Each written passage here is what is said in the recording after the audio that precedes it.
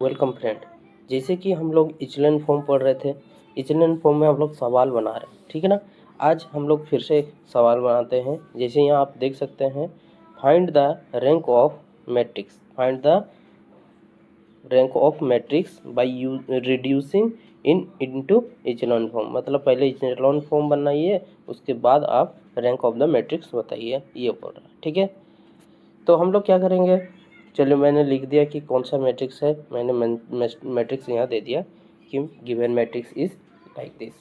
अच्छा, इचलन फॉर्म में करते क्या हैं, तो इचलन फॉर्म देखिए, इससे पहले वाले वीडियो में तो बता चुका हूँ, आप जा करके उसको में देख सकते हैं, आपको आइडिया हो जाएगा कि क्या करना है। तो अब इस वाले में हमको, इस मैट्रिक्स में हमको मेन प्रायोरिटी क्या होगा, क्या करना है।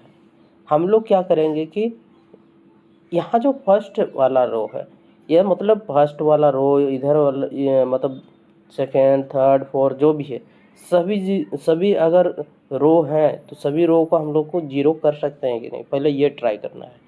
तो मतलब देखिए, अब हम क्या करेंगे, सबसे पहले तो देखिए फर्स्ट वाले में 1 है तो हम छोड़ देते हैं, पहले वाले में 1 है। और इचलन में फॉर्म में बोलता भी है कि पहला एलिमेंट 1 रखिए बोल करके बताता है। तो हम लोग क्या करते हैं, पहला रो को छोड़ देते हैं, उसमें कुछ ऑपरेशन नहीं करते।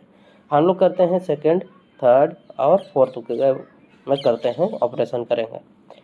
अब क्या करेंगे, हमारा प्रायोरिटी रहेगा ये जीरो, ये जीरो, ये जीरो, ये जीरो, ये जीरो, ये जीरो, इस तरह का बनाने का। तो चलिए देखते हैं, ऑपरेशन यूज़ करते हैं, उससे पता चलेगा कि हम लोग मतलब सही जा रहे हैं कि नहीं जा रहे हैं, ठीक है। अब देखिए, हम यहाँ पर अप्लाई करेंगे इस R2 टेंस टू, देखिए R2 tense to R2 minus 2 times अगर R1 करते हैं, 2 टाइम्स ऑफ R1 करते हैं। देखिए ऐसा क्यों किया, अब इस R2 का पहला एलिमेंट कितना है 2, माइनस 2 गुने R1 का पहला एलिमेंट कितना है 1, तो गुना 1। देखिए 2 माइनस 2 कितना हो जाएगा 0, तो पहला 0 हो गया। यहाँ जैसे कि आप देख सकते हैं, मैं बना दिया हूँ। देखिए यहाँ ये वाला पहला, इस वाले में देखिए 2 minus 2 into 1 is equal to 0 होगा, ठीक है। अब इसके R2 का सेकंड एलिमेंट कितना है -1, तो यहाँ देखिए -1 माइनस फॉर्मूला में हम लोग अप्लाई कर रहे हैं क्योंकि यहाँ माइनस है, इंटू -2 कि इसका ये R1 का पहला सेकंड एलिमेंट R1 का सेकंड एलिमेंट कितना है -2, तो -2 करना। अब ये देखिए ये -1 हो गया, और यहाँ पर ये माइनस और ये माइनस प्लस हो गया, 2 2 जा 4 हो गया, तो 4 में से 1 गया 3, तो यहाँ 3 हो गया। अब फिर इस थर्ड एलिमेंट को, थर्ड एलिमेंट क्या है 1 माइनस, यहाँ क्या करेंगे 2 इंटू R1 का थर्ड एलिमेंट कितना है 0, तो 0 से मल्टीप्लाई, तो ये 0 हो गया, तो क्या हो गया फिर 1 आ गया। अभी हम लोग किसका करेंगे, ये इसका फोर्थ एलिमेंट कितना है 0 माइनस 2 इंटू R1 का फोर्थ एलिमेंट कितना है 1, तो 1 हो गया, तो इसका कितना हो जाएगा -2। तो देखिए यहाँ -2 है, तो मैं यहाँ पर आप देख सकते हैं, यहाँ पर मैंने तीनों अप्लाई किया है। इसका R3 का अप्लाई किया तो R3 का भी बना दिया हूँ, R4 का है तो R4 का भी मैं बना दिया हूँ। आप देख सकते हैं, थोड़ा बता भी देते हैं आपको। देखिए क्या कर रहे हैं, R3 minus 3 times R1, 3 times R1 क्यों किए, क्योंकि यहाँ 3 है, पहला एलिमेंट 3 है, माइनस 3 इंटू R1 का पहला एलिमेंट कितना 1, 3 माइनस 3 क्या हो जाएगा 0, तो यहाँ देखिए 0 हो गया। अब सेकंड एलिमेंट में -3 इंटू -2 कितना हो जाएगा, क्योंकि ये -3 है और 3 दूनी 6 प्लस में होगा, तो ये +3 हो जाएगा, ठीक है। अब इसमें उसका थर्ड एलिमेंट देखिए, थर्ड एलिमेंट कितना है 1 है, तो 1 माइनस 3 इंटू इसका थर्ड एलिमेंट कितना है 0, तो ये 0 रख दिया, तो ये कितना आ जाएगा 1। अब इसका फोर्थ एलिमेंट कितना है 1 माइनस, है ना, कितना से मल्टीप्लाई कर रहे हैं, तो 3 टाइम्स, 3 इंटू इसका थर्ड एलिमेंट 1, तो 1 हो जाएगा, तो 1 माइनस 3 इट विल बी -2 होगा। तो देखिए यहाँ -2 भी आया है, यहाँ -2 आया, देखिए, ठीक है। इसी तरह से हम लोग R4 का भी करेंगे, तो R4 का भी यहाँ देख सकते हैं। अच्छा, R4 में हम लोग क्या कर रहे हैं अप्लाई, वो ध्यान से रखिए। देखिए R3 टेंस टू, तो हम लोग R3 माइनस 3 टाइम्स R1 कर दिया, लेकिन R4 में क्या है, हमको देखिए इस पहले वाले और इसको जोड़ देने से ही तो 0 हो रहा है, तो कोई मल्टीप्लाई करने का ज़रूरत नहीं है। तो हम लोग क्या करेंगे, तो R4 टेंस टू क्या करेंगे, R4 प्लस R1 कर देंगे। उससे क्या हो जाएगा, 1 और 1 जोड़ करके 0, तो यहाँ देखिए 0 हो गया। फिर ये -2 और ये -1 -3 देगा, ऐड होके -3 हो गया। ये 0 और -1 करेगा, ये 1 और ये 1 2 करेगा, पॉजिटिव 2 हो गया। देखिए आ गया। अब इसको इक्विवेलेंट, अच्छा ध्यान रखिए, यहाँ देखिए मैं इक्विवेलेंट का साइन लगाया हूँ, है ना, इक्विवेलेंट मैट्रिक्स। इक्विवेलेंट मैट्रिक्स का क्या मतलब है, देखिए साइज, इसमें साइज कितना 4x4 है, तो इसमें भी 4x4 है, चेंज नहीं आया है, ठीक है ना।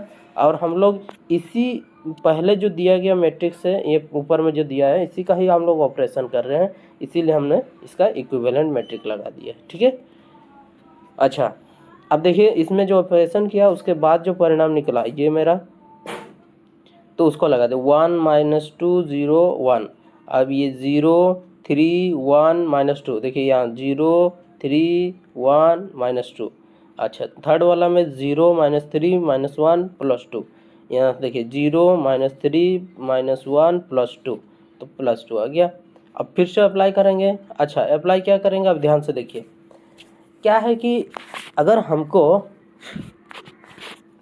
इस वाले में देखिए, यहाँ आप पहला वाला देखिए, इसमें भी देखिए, इसमें भी हम लोग अभी 0 कर सकते हैं, तो इसलिए हमने क्या किया है कि R3 tense to R3 minus R2 कर दिया। अच्छा मतलब इस वाले रो को इससे घटा दिया, इससे क्या होगा, तो 0 - 0 विल बी 0।